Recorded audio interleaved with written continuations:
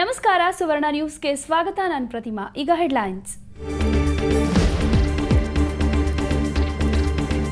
2014ರ ಲೋಕಸಭೆ ಚುನಾವಣೆಗೆ ಮೋದಿ ಸಾರಥ್ಯ, ಕಮಲ ಪಡೆಗೆ ಗುಜರಾತ್ ಸಿಎಂ ಅಧಿಪತ್ಯ, ಬಿಜೆಪಿಯಲ್ಲಿ ಮುಗಿತಾ ಅಡ್ವಾಣಿ ಪಾರುಪತ್ಯ.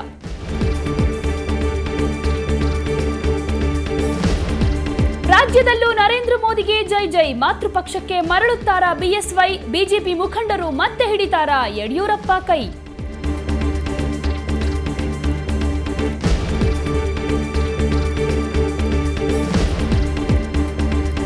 ಬಲು ಮಧುರ ಮನ್ನಾಡೆ ಕಂಠ, ಗಂಟಲು ಕ್ಯಾನ್ಸರ್ನಿಂದ ಈಗ ಮಾತನಾಡೋದು ಕಷ್ಟ. ಬಾಲಿವುಡ್ ಕೋಗಿಲೆಗೆ ನಾರಾಯಣ ಹೃದಯಾಲಯದಲ್ಲಿ ಟ್ರೀಟ್ಮೆಂಟ್.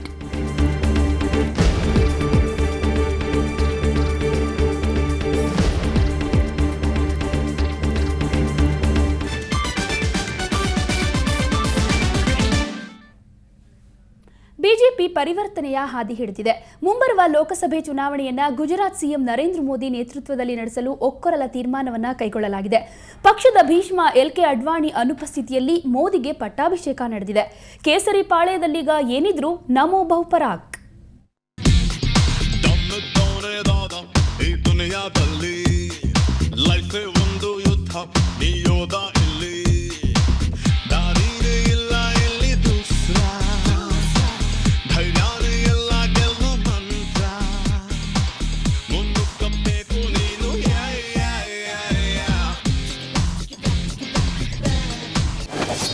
ಗುಜರಾತ್ ತ್ರಿವಿಕ್ರಮನಿಗೆ ಕೊನೆಗೂ ಪಟ್ಟ. 2014ರ ಲೋಕಸಭೆ ಸಮರಕ್ಕೆ ನಮೋ ಸಾರಥ್ಯ, ಕಮಲಪಾಳ್ಯದಲ್ಲಿ ಮೋದಿಯದ್ದೇ ಅಧಿಪತ್ಯ. ಜೂನ್ 9 ರವಿವಾರ. ಈ ದಿನ ನರೇಂದ್ರ ಮೋದಿ ಪಾಲಿಗೆ ಮರೆಯಲಾಗದ ದಿನ. ಗುಜರಾತ್ ಸಿಎಂ ಆಗಿ ತಮ್ಮ ಛಾಪು ಮೂಡಿಸಿದ್ದ ಮೋದಿ ಈಗ ರಾಷ್ಟ್ರಮಟ್ಟದಲ್ಲೂ ಮಿಂಚಲು ರೆಡಿಯಾಗಿದ್ದಾರೆ. 2014ರ ಬಿಜೆಪಿಯ ಚುನಾವಣಾ ಪ್ರಚಾರ ಸಮಿತಿಯ ಅಧ್ಯಕ್ಷರನ್ನಾಗಿ ಮೋದಿಯನ್ನ ನೇಮಕ ಮಾಡಲಾಗಿದೆ. ಆ ಮೂಲಕ ನಿರೀಕ್ಷೆಯಂತೆ ಗುಜರಾತ್ ಸಿಎಂಗೆ ಬಿಜೆಪಿ ನಮೋ ಎಂದಿದೆ. ಗೋವಾದಲ್ಲಿ 3 ದಿನಗಳಿಂದ ನಡೆಯುತ್ತಿದ್ದ ಕಾರ್ಯಕಾರಿಣಿ ಅಂತ್ಯವಾಗಿದೆ. ಕೊನೆಯ ದಿನವಾದ ಇಂದು ನಿರೀಕ್ಷೆಯಂತೆ ಪಕ್ಷದ ರಾಷ್ಟ್ರಾಧ್ಯಕ್ಷ ರಾಜನಾಥ್ ಸಿಂಗ್ ಅಧಿಕೃತವಾಗಿ ಮೋದಿ ಹೆಸರನ್ನ ಘೋಷಿಸಿದ್ರು. श्री नरेंद्र मोदी को चुनाव अभियान समिति का चेयरमैन घोषित किया है और पूरा विश्वास है कि देश की जनता की नजरें इस समय भारतीय जनता पार्टी की ओर हैं. कांग्रेस नेतृत्व की यूपीए सरकार की विश्वसनीयता, इसकी साख भारत की जनता की नजरों में पूरी तरह से समाप्त हो चुकी है. ಮೋದಿ ಮೇನಿಯಾಕ್ಕೆ ಅಡ್ವಾಣಿ ಮೆತ್ತಗಾದ್ರ? ಅಂದಹಾಗೆ ಮೋದಿಗೆ ಈ ಹುದ್ದೆ ಸುಲಭವಾಗೇನೂ ಸಿಗಲಿಲ್ಲ. ಮೋದಿ ಸ್ಥಾನಮಾನಕ್ಕೆ ಸಂಬಂಧಿಸಿದಂತೆ ಅಡ್ವಾಣಿ ಹಾಗೂ ಮೋದಿ ಮಧ್ಯೆ ಶೀತಲ ಸಮರವೇ ನಡೆದಿತ್ತು. ಕಾರ್ಯಕಾರಿಣಿಗೆ ಅಡ್ವಾಣಿ ಸೇರಿದಂತೆ ಹಲವು ಮುಖಂಡರು ಬಂದಿರಲಿಲ್ಲ. ಅಡ್ವಾಣಿ ಅನುಪಸ್ಥಿತಿಯಲ್ಲಿ ಯಾವುದೇ ನಿರ್ಧಾರ ಕೈಗೊಳ್ಳಬಾರದು ಅಂತ ಅಡ್ವಾಣಿ ಗುಂಪು ಪಟ್ಟು ಹಿಡಿದಿತ್ತು. ಆದರೆ ಮೋದಿಗೆ ಪ್ರಚಾರ ಸಮಿತಿಯ ಅಧ್ಯಕ್ಷರನ್ನಾಗಿ ಮಾಡುವ ಬಗ್ಗೆ ತಡ ಮಾಡಬೇಡಿ ಅಂತ ರಾಜನಾಥ್ ಸಿಂಗ್ಗೆ ಆರ್ಎಸ್ಎಸ್ ಸೂಚಿಸಿತ್ತು. ಹೀಗಾಗಿ ಮೋದಿಗೆ ಇವತ್ತೇ ಪಟ್ಟ ಕಟ್ಟಲಾಯಿತು. ಅಧ್ಯಕ್ಷರಾದ ಬಳಿಕ ಮೋದಿ ಕಾರ್ಯಕರ್ತರನ್ನ ಉದ್ದೇಶಿಸಿ ಮಾತನಾಡಿದ್ರು. ಪಕ್ಷ ನನ್ನನ್ನ ರೂಪಿಸಿದೆ, ಈ ಹುದ್ದೆ ನೀಡಿದ ಪ್ರತಿಯೊಬ್ಬರಿಗೂ ಅಭಿನಂದನೆ ಸಲ್ಲಿಸಿದ್ರು. सिर्फ पद होने पर व्यक्ति ऐसा नहीं करता है, दिल होने पर करता है.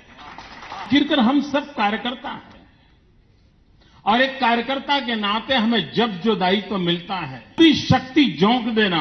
ईश्वर ने जितनी शक्ति दी है, सामर्थ्य दिया है, उसका पूरा उपयोग दायित्व को निभाने के लिए करना चाहिए. ये हम सभी कार्यकर्ताओं को संस्कार मिले हुए हैं. ಮೋದಿ ಗುಜರಾತ್ನಲ್ಲಿ ಹ್ಯಾಟ್ರಿಕ್ ವಿಜಯ ಸಾಧಿಸಿದ್ದಾರೆ. ಅಲ್ಲದೆ ಮೊನ್ನೆಯ ಉಪಚುನಾವಣೆಯಲ್ಲೂ ಕ್ಲೀನ್ ಸ್ವೀಪ್ ಮಾಡಿದ್ದಾರೆ. ವಾಜಪೇಯಿ ಬಳಿಕ ಬಿಜೆಪಿಯಲ್ಲಿ ಜನಪ್ರಿಯ ನಾಯಕರಾಗಿದ್ದಾರೆ. ಇವರಿಗೆ ರಾಷ್ಟ್ರಾಧ್ಯಕ್ಷ ರಾಜನಾಥ್ ಸಿಂಗ್ ಆರ್ಎಸ್ಎಸ್ ಬಲವಿದೆ. ಪ್ರಚಾರ ಭಾಷಣದಲ್ಲಿ ಸೆಳೆಯುವ ವ್ಯಕ್ತಿತ್ವ ಮೋದಿಗಿದೆ. ಮುಸ್ಲಿಂ ನಾಯಕರಿಂದಲೂ ಆಡಳಿತದ ಬಗ್ಗೆ ಹೊಗಳಿಕೆ ವ್ಯಕ್ತವಾಗಿದೆ. ಖ್ಯಾತ ಉದ್ಯಮಿಗಳ ಪಾಲಿಗೆ ಮೋದಿ ಫೇವರೇಟ್ ಆಗಿದ್ದಾರೆ. ಮುಖ್ಯವಾಗಿ ಕಾಂಗ್ರೆಸ್ಗೆ ಪ್ರಬಲ ಸೆಡ್ಡು ಹೊಡೆಯುವ ನಾಯಕರೆಂದ್ರೆ ಅದು ಮೋದಿ ಮಾತ್ರ. ಅಲ್ಲದೆ ಇತ್ತೀಚೆಗೆ ನಡೆದ ಪ್ರಧಾನಿ ಅಭ್ಯರ್ಥಿಗಳ ಎಲ್ಲಾ ಸಮೀಕ್ಷೆಯಲ್ಲೂ ಯುವಕರ ಪಾಲಿನ ಐಕಾನ್ ಆಗಿ ಮೋದಿ ಹೊರಹೊಮ್ಮಿದ್ದಾರೆ. ಇನ್ನು ಮೋದಿ ಪ್ರಚಾರ ಸಮಿತಿ ಅಧ್ಯಕ್ಷರಾಗ್ತಿದ್ದಂತೆ ಅಕಾಲಿದಳ ಮತ್ತು ಶಿವಸೇನಾ ಇದೊಂದು ಉತ್ತಮ ಬೆಳವಣಿಗೆ ಅಂತ ಬಣ್ಣಿಸಿವೆ. ಆದರೆ ಬಿಜೆಪಿ ಜೊತೆಯಲ್ಲಿದ್ದೇ ಮೋದಿ ವಿರೋಧಿಯಾಗಿರುವ ಜೆಡಿಯು ಮಾತ್ರ ಎಚ್ಚರಿಕೆಯ ಪ್ರತಿಕ್ರಿಯೆ ಕೊಟ್ಟಿದೆ. ಮೋದಿ ಬಿಜೆಪಿ ಚುನಾವಣಾ ಪ್ರಚಾರ ಸಮಿತಿ ಅಧ್ಯಕ್ಷರು ಎನ್ಡಿಎಗೆ ಅಲ್ಲ ಅಂತ ಪರೋಕ್ಷವಾಗಿ ಟಾಂಗ್ ಕೊಟ್ಟಿದೆ. ಈ ಎಲ್ಲ ಬೆಳವಣಿಗೆಗಳು ಏನೇ ಇರಲಿ, ಭಾವಿ ಪ್ರಧಾನಿ ಅಭ್ಯರ್ಥಿ ಅಂತಲೇ ಬಿಂಬಿತವಾಗ್ತಿರೋ ಮೋದಿಗೆ ಒಂದೊಂದೇ ದಾರಿಗಳು ಸುಲಭವಾಗ್ತಿವೆ.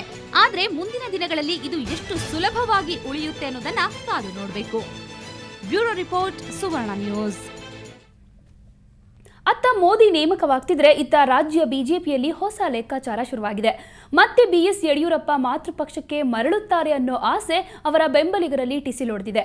ಮುಂದಿನ ಲೋಕಸಭೆ ಚುನಾವಣೆ ವೇಳೆಗೆ ಹಳೆ ನಾಯಕನನ್ನ ಮತ್ತೆ ಪಕ್ಷಕ್ಕೆ ಕರೆತರಬೇಕೆಂಬ ಮಾತಿಗೆ ಬೆಂಬಲ ಸಿಗ್ತಿದೆ. ಮೋದಿ ಜೊತೆ ಬಿಎಸ್ವೈ ಹೊಂದಿರೋ ಉತ್ತಮ ಬಾಂಧವ್ಯ ಇದಕ್ಕೆ ಕಾರಣ ಎನ್ನಲಾಗಿದೆ. ನರೇಂದ್ರ ಮೋದಿಗೆ ಬಿಜೆಪಿ ಜೈ ಜೈ.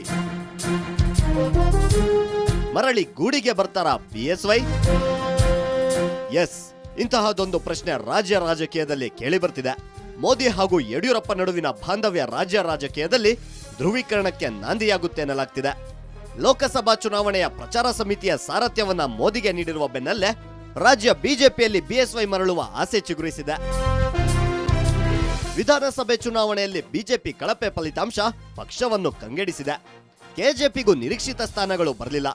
ಹೀಗಾಗಿ ಬಿಜೆಪಿ ಶಾಸಕಾಂಗ ಪಕ್ಷದ ಸಭೆಯಲ್ಲಿ ಬಿಎಸ್ವೈರನ್ನ ಕರೆತರಲು ಪಟ್ಟು ಹಿಡಿದಿದ್ರು. ಲೋಕಸಭೆ ಚುನಾವಣೆ ವೇಳೆಗೆ ಯಡಿಯೂರಪ್ಪರನ್ನು ಕರೆತರಲು ಕೆಲವು ಶಾಸಕರು ಒತ್ತಡ ಹೇರಿದ್ರು.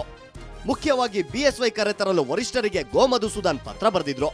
ಅಲ್ಲದೆ ಬಿಎಸ್ವೈರನ್ನು ಬಿಜೆಪಿಗೆ ಸೇರಿಸಿಕೊಳ್ಳಲು ಆರ್ಎಸ್ಎಸ್ ಒಲವು ವ್ಯಕ್ತಪಡಿಸಿದೆ ಎನ್ನಲಾಗಿದೆ. ಇನ್ನು ನರೇಂದ್ರ ಮೋದಿಗೆ ಸಾರಥ್ಯ ವಹಿಸಿರುವುದಕ್ಕೆ ಯಡಿಯೂರಪ್ಪ ಕೂಡ ಸಂತಸ ವ್ಯಕ್ತಪಡಿಸಿದ್ದಾರೆ.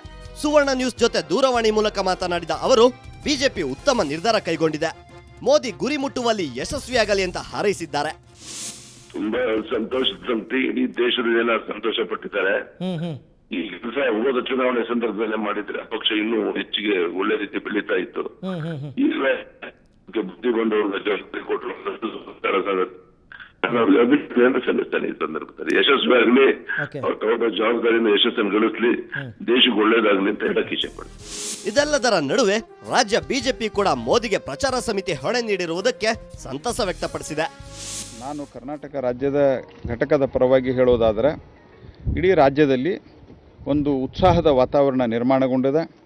ನಮ್ಮ ಕಾರ್ಯಕರ್ತರು ಭಾಳಷ್ಟು ಉತ್ಸಾಹದಿಂದ ಈಗಾಗಲೇ ಸಾವಿರಾರು ಸಂಖ್ಯೆಯಲ್ಲಿ ಅಲ್ಲೆಲ್ಲಿ ಸೇರಿ ಒಂದು ರೀತಿಯಾದಂಥ ಸಂಭ್ರಮವನ್ನು ಆಚರಿಸ್ತಾ ಇದ್ದಾರೆ. ಇದರ ಪರಿಣಾಮವಾಗಿ ಬರುವಂಥ ಲೋಕಸಭಾ ಚುನಾವಣೆ ಏನು ನಮ್ಮ ಸ್ಟ್ರಾಟಜಿಯ ಬಗ್ಗೆ ಈಗಾಗಲೇ ಚರ್ಚೆ ಆಗಿದೆ ರಾಷ್ಟ್ರೀಯ ಕಾರ್ಯಕಾರಿಣಿಯಲ್ಲಿ, ಅದರ ಪ್ರಕಾರ ಕೆಲಸವನ್ನು ಮಾಡಲಿಕ್ಕೆ ಎಲ್ಲರೂ ಉತ್ಸುಕರಾಗಿದ್ದಾರೆ.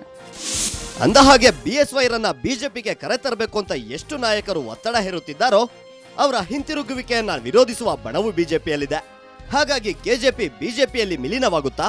ಲೋಕಸಭಾ ಚುನಾವಣೆಯಲ್ಲಿ ರಾಜ್ಯ ಬಿಜೆಪಿ ನೇತೃತ್ವವನ್ನ ಯಡಿಯೂರಪ್ಪಗೆ ವಹಿಸಲು ವೇದಿಕೆ ಸಿದ್ಧವಾಗಿದ್ಯಾ? ಉತ್ತರ ಸಿಗುವ ದಿನಗಳು ದೂರವಿಲ್ಲ. ಬೆಂಗಳೂರಿನಿಂದ ವೀರೇಂದ್ರ ಉಪ್ಪುಂದ, ಪೊಲಿಟಿಕಲ್ ಬ್ಯೂರೋ, ಸುವರ್ಣ ನ್ಯೂಸ್.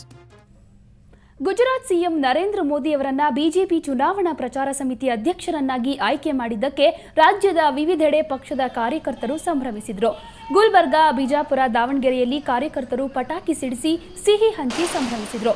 ಅಲ್ಲದೆ ಮೋದಿ ಪರ ಘೋಷಣೆ ಕೂಗಿ ವಿಜಯೋತ್ಸವ ಆಚರಿಸಿದ್ರು.